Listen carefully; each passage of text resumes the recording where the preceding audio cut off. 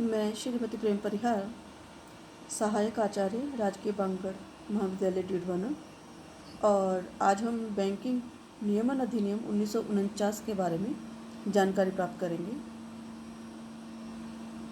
1913 के पूर्व भारत में बैंकिंग कंपनियों के नियंत्रण एवं नियमन के लिए कोई विशेष अधिनियम नहीं था।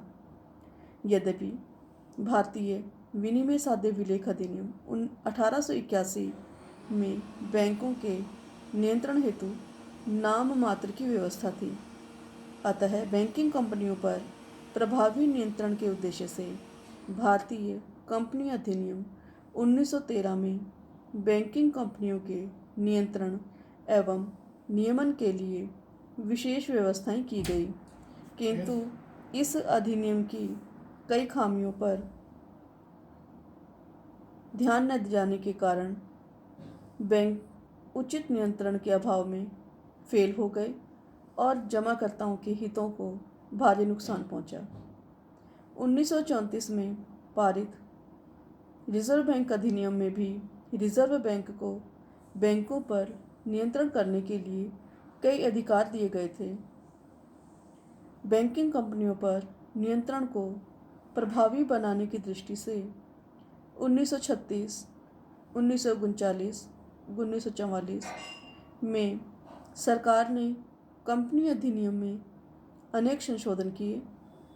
द्वितीय विश्व युद्ध के कारण उत्पन्न मुद्रास्फीति ने कई बैंकिंग कंपनियों की स्थापना को प्रोत्साहन दिया, पर उस समय तक बैंकों के असंतुलित विकास, अकुशल प्रबंधन, अपर्याप्त पूंजीगत संसाधन तथा अविवेकपूर्ण विनियोग नीति के कारण बैंकों की दशा दयनीय थी। जहां एक और सरकार ने 1946 में एक अध्यादेश जारी कर रिजर्व बैंक को बैंकों पर नियमन एवं नियंत्रण के व्यापक अधिकार दिए गए, वहीं दूसरी ओर बैंकों के समुचित एवं संतुलित विकास तथा उनके विनियोगों पर प्रभावी नियंत्रण एवं जमाकर्ताओं के हितों की रक्षा के लिए 17 जनवरी 1949 को केंद्र सरकार ने एक व्यापक कानून भारतीय बैंकिंग कंपनी अधिनियम 1949 को पारित किया तथा उसे मार्च 1949 से लागू कर दिया गया। 1965 में एक संशोधन से इस अधिनियम का नाम बदलकर भारतीय बैंकिंग नियमन अधिनियम 1949 कर दिया गया। इस संशोधन के बाद भी यह अधिनियम उन सभी सहकारी साख समितियों पर भी लागू हो गया जो बैंकिंग व्यवसाय करती थी।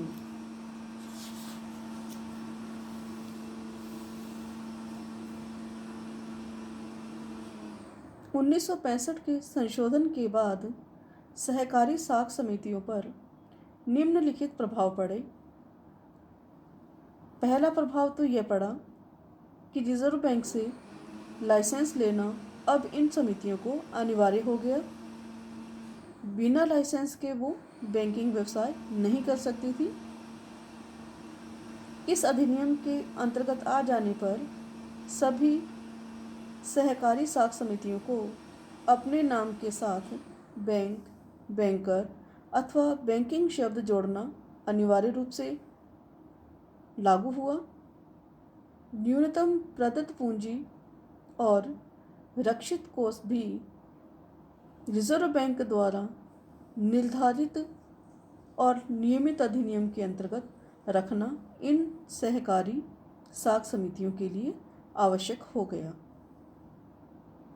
भारत में बैंकिंग अधिनियम की आवश्यकता और उद्देश्य। ऊपर की दी गई जानकारी के अनुसार हम जान गए कि भारत में बैंकिंग अधिनियम क्यों आवश्यक है और उसकी स्थापना के पीछे क्या उद्देश्य रहे। बिंदुवार इनका अध्ययन है। बैंकों को फेल होने से रोकना। बैंकों के विकास काल के प्रारंभ में ही बैंकों के निरंतर फेल होने की प्रवृत्ति से जनता और जमाकर्ताओं का बैंकिंग व्यवस्था से विश्वास उठने लगा था। अतः बैंकों को फेल होने से रोकने के लिए प्रभावी बैंकिंग अधिनियम की आवश्यकता महसूस की गई। अगला बिंदु है बैंकिंग का संतुलित विकास। स्वतंत्रता प्राप्ति से पूर्व प्रभावी बैंकिंग कानून के अभाव में भारत में बैंकिंग का संतुलित विकास नहीं हुआ। अधिकांश बैंक शाखाएं शहरी क्षेत्रों में ही सीमित होकर के रह गई। ग्रामीण क्षेत्रों में बैंकिंग सुविधाओं का नितांत अभाव था। अतः बैंकिंग के संतुलित विकास हेतु भी बैंकिंग अधिनियम की आवश्यकता महसूस की गई। अनुचित प्रतिस्पर्धा को नियंत्रित करना। बैंकों में परस्पर कट्टर प्रतिस्पर्धा के कारण कई बैंकों के द्वारा गलत विनियोजन एवं जमाकर्ताओं से प्रलोभन द्वारा निक्षेपों में कई बार बैंक फेल हो गए थे। अतः बैंकों में अनुचित प्रतिस्पर्धा पर नियंत्रण स्थापित करने के लिए भी एक बैंकिंग विधान का होना आवश्यक था। स्वदेशी बैंकर्स तथा संगठित बैंकिंग में समन्वय। आज़ादी से पहले भारतीय मुद्रा बाजार में स्वदेशी बैंकर्स का बाहुल्य एवं प्रभुत्व था और भारतीय संगठित बैंकिंग से उसका समन्वय नहीं था। अतः बैंकिंग सुविधाओं का पर्याप्त विकास करने के लिए स्वदेशी बैंकों पर नियंत्रण तथा उनका संगठित बैंकिंग से समन्वय स्थापित करने के लिए भी बैंकिंग नियम का होना बहुत अधिक आवश्यक था। जमाकर्ताओं के हितों की रक्षा। बैंकों के निरंतर फेल होने तथा उनके द्वारा जमाकर्ताओं को नुकसान पहुंचाने की प्रवृत्ति से जनता का बैंकों में धन जमा कराने से विश्वास उठता जा रहा था। अतः जनता का विश्वास जमाने और जमाकर्ताओं के हितों की रक्षा करने के लिए बैंकों पर नियंत्रण करने हेतु बैंकिंग अधिनियम की नितांत आवश्यकता थी। संगठित मुद्रा बाजार का विकास। आज़ादी से पूर्व वित्तीय सुविधाओं का अभाव था और मुद्रा बाजार अव्यवस्थित, असंगठित था, जबकि तीव्र आर्थिक विकास के लिए एक संगठित मुद्रा बाजार का होना बहुत अधिक आवश्यक है।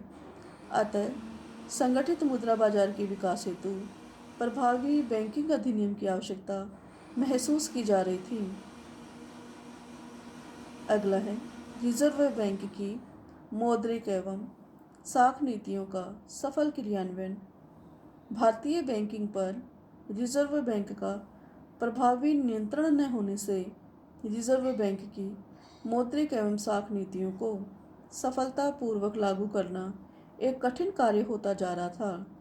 अतः आरबीआई द्वारा लागू मौद्रिक एवं साख नीतियों की सफलता सुनिश्चित करने के लिए तथा बैंकिंग व्यवस्था पर उसके प्रभावी नियंत्रण के लिए एक व्यापक बैंकिंग विधान की आवश्यकता महसूस की जा रही थी।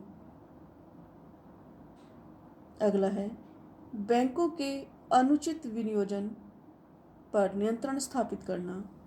बैंकों में प्रतिस्पर्धा एवं उद्योगपतियों के नियंत्रण से बैंक सट्टेबाजी तथा गलत विनियोजन करते थे। इससे बैंकिंग विकास कार्यों पर विनियोजन कम था। अतः बैंकों के अनुचित विनियोजन पर नियंत्रण तथा उनके साधनों का समुचित उपयोग करने के लिए बैंकिंग विधान की नितांत आवश्यकता थी। इस प्रकार भारत में प्रभावी बैंकिंग अधिनियम के अभाव में जहां एक ओर बैंक फेल हो रहे थे, बैंकों का असंतुलित विकास हो रहा था, वहीं दूसरी ओर बैंकों के अकुशल प्रबंधन, अपर्याप्त पूंजी, अविवेकपूर्ण विनियोग के कारण भी जमाकर्ताओं के हितों की उपेक्षा हो रही थी। ऐसी स्थिति में बैंकों पर प्रभावी नियंत्रण एवं नियमन के लिए विशेष रूप से जमाकर्ताओं के धन की सुरक्षा के लिए एक बैंकिंग अधिनियम की आवश्यकता महसूस की गई और भारतीय बैंकिंग नियमन अधिनियम 1949 स्थापित हुआ।